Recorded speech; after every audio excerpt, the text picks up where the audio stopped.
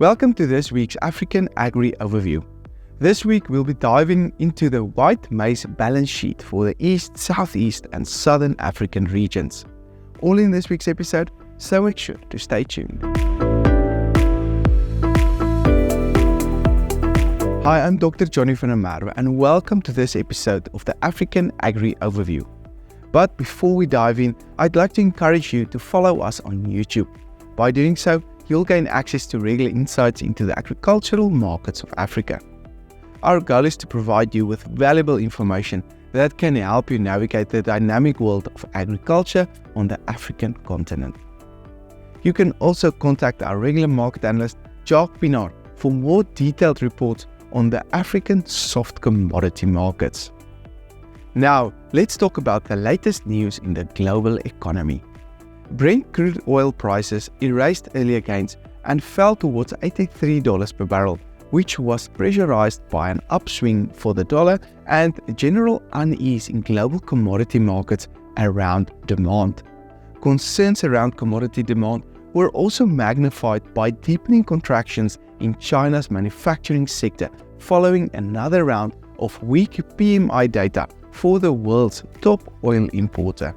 However, looking at the white maize balance sheet for East, Southeast and Southern Africa, we concluded in some of our previous episodes that the regular supply and demand figures will be tight, which should benefit prices of course. However, the price support of late in various countries has exceeded our expectations.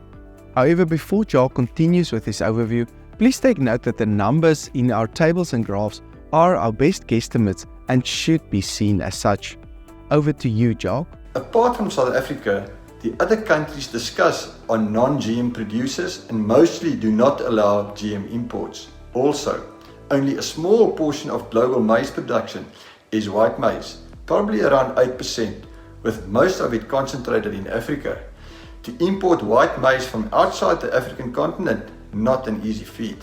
Only options probably Mexico and the US. This table indicates our supply and demand estimate for the region for the current season. We will focus on Kenya, Malawi and Zimbabwe, the largest deficit countries. Kenya remains a major deficit country and now a 1 million ton plus net import country, even in good crop years. We have increased our deficit forecast for this year from 1 million tons to 1.2 million tons. If not for substantial substitution by wheat and rice, which was cheaper compared to maize for most of the past 12 months, our deficit projection would have been bigger. We estimate Kenya could import 500,000 tons from Tanzania and 300,000 tons each from Uganda and South Africa. Take note, South Africa being a GM producer could be a stumbling block. Kenya's entire tradable supply now Tanzania origin, i.e. substantial current flows from Tanzania. This is likely to cause a deficit in Tanzania, which they are expected to import from Zambia, which is likely to put the Zambian balance sheet under pressure. Question is, will Zambia have sufficient stock to fill the potential Tanzania deficit second half of the season? Back to the Kenya scenario. Although Kenyan demand is currently being met by imports from Tanzania and their next crop should harvest from October, we foresee tight supply from early 2024 and potentially limited import opportunities. This table indicates price movement during the last 12 months with a highlighted column movement the last 3 months. Although Kenyan and Tanzanian prices have declined of late, mainly as a result of the Tanzania harvest gaining momentum, the prices remain relatively high, and observers do not expect significant further price weakness for Tanzania, rather a higher price trend in due course. With the Kenya crop to harvest from October, we could see some price weakness Q4, but Kenya will probably resume imports early 2024 and prices should respond accordingly and could test $500 a ton again. Malawi, normally self-sufficient, is expected to be a 500,000 ton short this season. This might sound like a relatively small number in the bigger picture, but could play an important role in a region already facing diminishing exportable surpluses. with Tanzania expected to draw from Zambia, as indicated above, and Malawi already drawing from both Zambia and Mozambique, expect regional tight supply and price support. One would have expected softer prices, as all three of these countries are currently amid their harvest seasons. The opposite transpired, with prices up by 25 to 50% during the last 3 months, and observers not expecting this trend to change soon. Zimbabwe is expected to import the majority of their 600,000 ton shortfall from South Africa.